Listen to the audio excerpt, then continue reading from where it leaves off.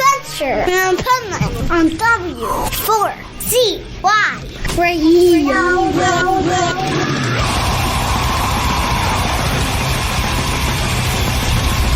This is the Pipe Man here on the Adventures Pipe Man W4CY Radio, and I'm here with Stevie and Vince from Sudden Waves. Nice. So, I love the name of your band for several reasons. A, if you look on my thing, okay, I'm a surfer too. That's it. So, it's like I relate it to, without even knowing anything, I'm like, waves of music and waves of the ocean. And to me, they go together. That's right. Ride the wave, baby. That's it. So, you're here at fucking Warped Tour Montreal. How badass is this? It's pretty dope. Right? Yeah, I mean, I used to dream to play here, and now we're doing it. It's pretty awesome. Yeah, dude, I'm a 90s kid, so Warped Tour is a big deal, you know? Right? Real stoked. Did it blow your mind when they decided to come back? Yeah, for sure, yeah. I mean, like I said, like growing up with that being one of the coolest, or like what the big goal to get to, you know, and then seeing it come back, it's just like nostalgia for everybody around my age or older or whatever. It's like, all right. And it gives you opportunity to play. Like there's, it's like you think to yourself, man, I'll never be able to play that festival, or I'll never be able to play that festival again, and then here we are. Yeah. And now you got to bring back your MySpace too, because that's coming back. I saw that's coming back. Oh my God, it's so wild, right? Yeah. I keep saying to everybody, I wonder if Tom will still be my friend. Yeah, he's still friends with everybody, right? I know, right? So it just shows how great the 90s were, because we seem to be bringing everything back from the 90s. Warped Tour, MySpace, Ozzfest is now coming back. You know, so it's like, I'm happy about reliving the 90s a little bit, because it was a great decade. Same, man. Yeah, you definitely saw a lot of things die down during like the COVID times, and you could tell like everything is rejuvenated, and everyone was missing it, and like really, you know, like everyone was feeling the same thing. Like we want to get back to live music, whether it's playing or just attending and watching your favorite bands, and it seems like this whole new wave of like people. No pun intended. No pun intended. Yeah. Suddenly a wave came crashing. Everybody wanted to go to shows again. I know, right? Yeah, no, it's great, man. It's a really cool time to be a part of the scene here and be back to playing shows and attending shows. And this venue's so cool. Like, I walked in here yesterday because I've never been to this venue, and I was like, man, it's like I just walked into a skateboard park. Yeah. It's like cool as hell. And the community here, okay? Like, that's what we needed, because it's like Warped Tour was never gone. When we're sitting out there, you know, and it's like it just, that time never happened that it was gone, and the community is still as strong and stronger than ever. Yeah, I feel that for sure. And it's good. It's always fun being in a band and playing festivals like this, where you run into other bands that maybe you've toured with before or seen, you know, through the years and passing, and spend a month with them on a bus, and then you don't see them for 5 years, and then it's just like, oh, here you are again, and it's like it was yesterday we were living together, you know. It's cool for that kind of vibe, but then also just I've been spending a lot of time so far today actually just watching bands and walking around and checking out the stages and feeling like the energy of the people in the crowd, and it seems like everybody's on the same vibe, like really happy, really excited to be here. Everybody's fired up and ready to have fun. So if you go back in your memory banks of when you were young, coming to Warped Tour yourself and being here now, what's the same and what's different? I mean, I've never been to Warped Tour. I was a little too young when they were doing it. Did you ever went to Warped Tour? Yeah, I mean, later on, like I was already like touring with my old band the first time I went and played, and then I went a few other years after that. But I was already in my 20s, you know. Yeah, I remember seeing like the ads on TV when Blink-182 were playing in like 2002 or something like that, and I was like dreaming to go, and I was a little young. But now to be able to play here, it's pretty dope. Yeah. Yeah, for me, it feels like the same as you know, like when I was going, I played it 15 years ago, I think, and then I went a few times in between now and then, and it feels the same, honestly. It's like the same kind of vibe, and it's just, like I said before, it was kind of, everything kind of stopped for a little bit, and it feels like everybody wanted it to get back, and they're like really amped that it's back again. You know what I love, too, about Warped Tour, and I didn't think I would love it when I first started covering it years ago, but the fact that you wake up in the morning and you don't even know what the schedule is. Like, Yeah. and like I remember when I first did press for Warped Tour, I'm like, fuck, that's gonna suck because you know you're used to scheduling all your interviews. For sure. It was so much easier. I was like, I hope every festival does this. Like, Yeah. I just came in, signed up on a sheet, and like just did my interviews. No stress of scheduling, and like I think it's cool too because the way they do it, people have to show up early in the day. Yeah. Okay, Yeah. like you don't have these. So tricky. I know, right? You don't have these people who are like, oh, I only came to see blah blah blah. No, Yeah. exactly. That's not what a festival's about. It's where you Exactly. find your new favorite bands. That's right. You know, so it's kind of cool. Like those people have to show up early because their big headliner band might be the first band of the day. True. Yeah. You know? No, it's exciting, eh? And how does it feel as an artist too? Like when you, as an artist, you don't even know when you're gonna play. Like it's good and bad, right? It's a vibe. It's a little stressful at first, but to be honest, like we're just having a good day at the end of the day, you know. Right. So we're just chilling. And once you get used to it, same as me, it was like it was nerve wracking before I did it, and then afterwards I'm like, oh, that was Yeah, pretty it's all killer. good. Yeah. You know? Yeah, it's kind of like everything. When you're like leading up to something, you're overthinking and stressing. Like, what if this goes wrong? What if I don't know how this is gonna go yet? But then like the second that it starts and you're just in it, then everything all takes good. over. You know, it's like okay, yeah, we're chill. And I love talking about that because that's so true of artists. It's true for what I do, and I'm also a public speaker, and it's true there. It's like before you get up on stage or before you get in the mic, you like the fucking paralysis of analysis with all this Yeah, shit going on in sure. your head and like blah blah blah blah blah blah. But the minute you're on stage or the minute the mic turns on, Yeah. you go into this zone. Yeah. Yeah, It's dude. like an out-of-body experience. Yeah. And like all that goes away, all Just that living in the nervousness. moment, right? Like, exactly. When you're thinking about the future that doesn't exist yet, then you have all these different possibilities of what could happen, whether it's good or bad, and then your brain can go in all the different directions and kind of live through something that isn't even there yet. Yeah. But then when you're doing it, it's just like being in the moment with it.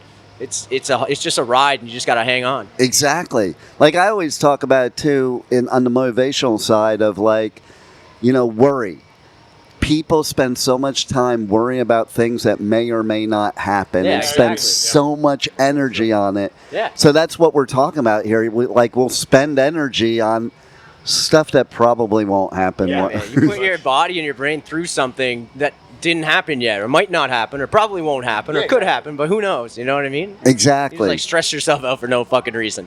No doubt. And then it's once it's happening, then you're good. So, how did you guys come together, all of you as a band? Like, because, you have a long musical journey, but somehow you all found each other. Well, we all come from different bands that a couple years ago, like we used to Right. play together somehow in, festival shows here and there. And all those bands now does not exist anymore. And we just, we pretty much all knew each other from somewhere. And yeah, that's pretty much how it happens. I mean, I knew Des, the singer, from, we played show when we were like 14, 15. Right. We played with Miguel. Yeah. So yeah, pretty much we just knew each other from other bands. And here we are. Nice. Yeah, I started playing with these guys like last year, so it's still pretty new. But my old band had played with Sudden Waves a bunch of times years ago, so I already knew the guys, and it was already comfortable. And it was just a matter of like, all right, I'm gonna hang out with these friends and learn the songs, and then see what it's like playing music with these friends, And it's been like the easiest transition possible. Yeah. See, so you finally found your people. Like you have that chemistry now, Yeah. right? These guys are great. They're like nerd guitarists, just like stupid good. Nice. Like, jamming with these guys like the first few times was like, okay, yeah, this is gonna be easy. Like I just have to play the songs. They're very good. It's fine. You know what I mean? See, that's cool to hear because, like, it needs to be easy. Yeah. Like, you need, like, going up there and playing, you guys should be having fun. Yeah, that's You it. know? And Exactly. that only happens if you have the chemistry together. And sometimes you do have to search through your whole musical career to find those people that you Oh, really yeah, for gel sure. with. Like I've been in maybe 5 different bands. How about you? You've been 2, 3 bands? Hundreds, dude. I don't like. My first show, I was 14 years old. Yeah, I'm same. 35 now. Yeah. So, and I'm a drummer. So for some reason, it's hard to find drummers. Yeah. It seems like in a lot of True. scenes. So I've played in bands that are like country bands, punk bands, metalcore bands, death metal bands, like whatever the gig is, you know. And I love that I've too. just been bouncing around a bit. Like there's been the mainstays that were like long-term bands that I did a lot with, but yeah, the thing with drummers is everyone always needs one. That is Right? true. Yeah. That is Right? true. Yeah. It is true too, and it's like you as a drummer, I find like the really good drummers, they always have a place somewhere. Yeah. Like one of my favorite drummers, besides you, is Lombardo, and he Yeah, seems yeah, to yeah. play with everybody. Yeah, for sure. Like, and I've known him since like I was at the first Slayer show ever, so I've been Hell yeah. friendly with him since then. That's a crazy flex. Right? Guy's a and, beast. and oh my God, it's like every band I see him with, it's like I'm just in awe. Like I played drums when I was a kid, and I sucked. So I see a drummer that's like him, I'm like, fuck, how does he do that? Like it's like rubbing your belly and your head at the same time. That's the way I equate drums. Like you have to have serious coordination. Like. Yeah, it does. Yeah. And to be able to play in different bands and do different things and like kind of change it up, to me, that's the sign of a great musician. Yeah. And that holds for both of you because, like, you know, when you're in your own thing, okay. But then when you have to go to different things and play different ways, like you're talking about different genres even. Yeah. It's different beats and different ways to play. Big time. Like, But it kind of equates back to what we were saying earlier when, like, you can prep and stress and think, like, oh, this could go wrong or that's going to be tricky and this, whatever. But once you get up there, if you're able to, like, lose that kind of stress out of your brain and just be in the moment with it and be like, I know what I'm doing, I'm confident, now I'm going to have fun, and I'm just going to make faces at the guys in the band, or, you know what I mean? Like, have fun with it. I'll, like, do dance moves and point to someone in the crowd until they react, and that's how I stay in the moment. It's like making people laugh with it, you know? No Don't take doubt. yourself too seriously. Just have fun with it and do it, you know what I mean? Like, well, that's it's gotta like be fun. That's like I just covered a Motley Crue show recently, and I saw them before they even had an album when they were like horror punk. Wow. Crazy. And Tommy Lee's exactly the same. Like Yeah, now, he's a showman, he does for sure. exactly what you're talking about. Like, and he was up there. He had a grin from ear to ear. Like, because it's fun. that's what it's That's about. what we all love to do, you know. That's why that's why we've been doing it for 25 years or whatever it is, you know. Like,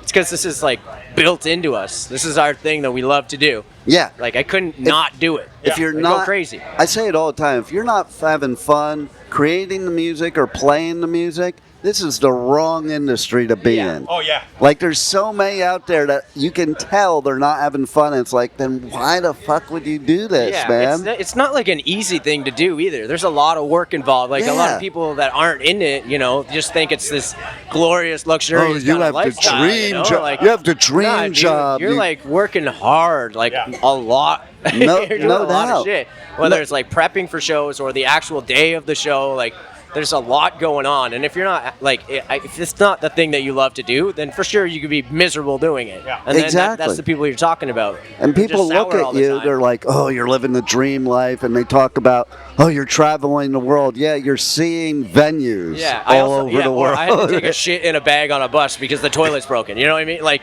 stuff like that's not luxurious at all, but it's No. a reality on tour. You know, No, You gotta do what you gotta do. exactly. get used to piss jugs because there's going to be a lot in the back of the van until we stop. It's so funny you say that too, because a lot of times I'll ask a question of bands like, one story, good or bad, in your whole musical journey, and what sticks out in your mind most. And the number one answer was close to what you said. It was shitting my pants on stage. Oh, I haven't done that, but I've seen it. Yeah, my guitarist in my old band did that, and it was the funniest shit ever. We called it the bus plague on that tour because it was, I think, 40 people on the tour got sick, and it was like bing, bang, boom every day for 2 weeks. There was someone new. And my old guitarist on stage, he told me he was feeling it, but he didn't think it was like that close yet. And then we got on stage, and literally as the set started, he jumped, landed, and didn't move. And then he turned around and just mouthed to me like, I just shit myself. And he stayed on stage, played the rest of the set without moving, but he fully shit his pants. That's very metal and punk right there.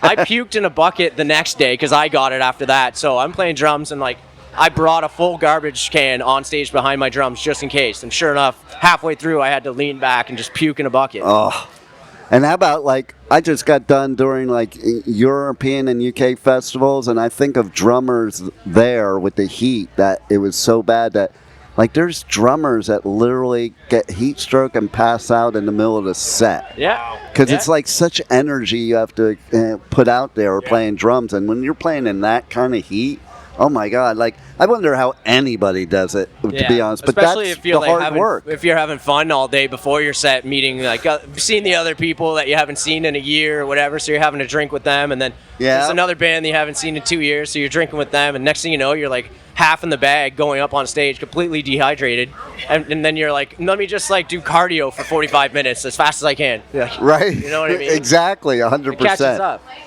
So anything else you want to share with the listeners we haven't covered yet that they need to look out for, or buy your merch? Because they can't listen to my show unless they buy your merch. We are working on new music, so in 2027 we are going to release a new album. Still working on some shows coming to the end of the years, and yeah, that's about it, man. All right, cool. Well, you guys fucking rock. I'm glad you're here at Warped Tour, and thanks for being on the Adventures of Pipe Man. Hell yeah, thanks for having us. It was My a blast. pleasure. Thanks a lot, man. Yeah. Thank you for listening to the Adventures of Pipe Man on W4CY Radio.